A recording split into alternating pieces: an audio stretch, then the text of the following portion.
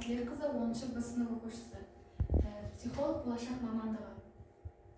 Психолог деген кім? Психолог ол адам психикасы, мінез құлқын және эмоцияларын зерттейтін маман. Ол адамдардың ойлау үрдістерін, сезімдерін, әлеуметтік өзара әрекеттестіктерін және жеке тұлғалық ерекшеліктерін түсінуге тырысады.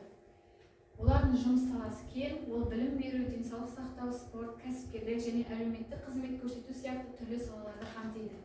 Психологтар адамдардың өмір сапасын жақсартуға, олардың эмоционалды және психологиялық әл-ауқатын қолдауға бағытталған.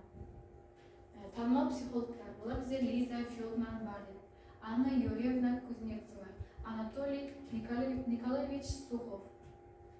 Психолог қандай қасиет керек? Маңызы. Психолог адамдарға көмектесетін маңызды маман. Қазіргі таңда сұраныс жоғары. Болашаққа қоғам үшін қажет мамандықтардың бірі. Қасиеттері: сабырлылық, тыңдай білу, жанашырлық, талдау қабілеті және эмпатия. Психолог салалары. Психологияда көптеген бағыттар бар. Бірақ ең негізгі үш түрін төмендегідей топтауға болады.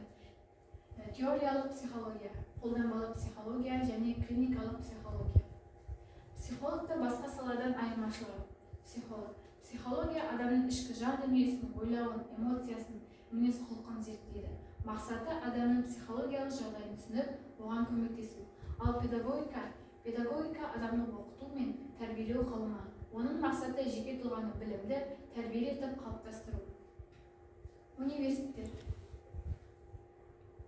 Әл-Фараби атындағы Қазақ ұлттық университеті, Абай атындағы Қазақ ұлттық педагогикалық университеті, Гумилев атындағы Еуразия ұлттық университеті.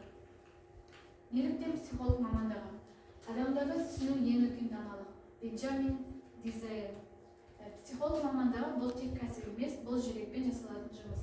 Егер сіз адамдарды түсінуге, тыңдауға дайын болсаңыз, көмектесу ниетіңіз бар болса, эмоциялық интеллектіңіз мықты болса, онда бұл мамандық сізге лайық. Психологтар барлық салада қажет.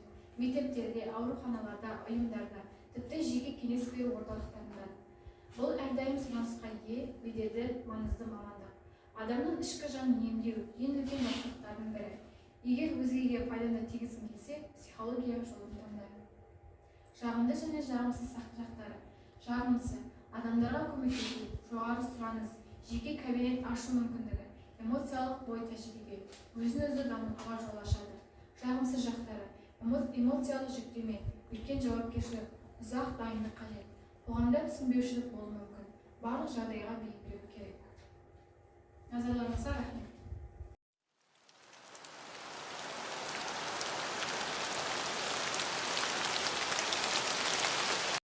Арман мақсаттарын орындалсын, ата-ананың үмітін ақтайды. Рахмет. Аяру салам жақсы оқы, ата-ананы сақтау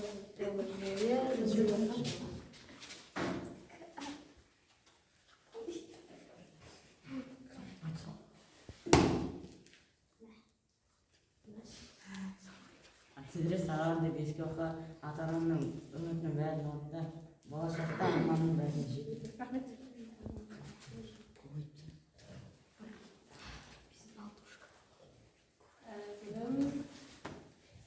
оқуда озату, ата-ананың үмітін ақтау. Мерей азамат болып, ата-ананың үмітін ақтау, ең бастысы жақсы болу.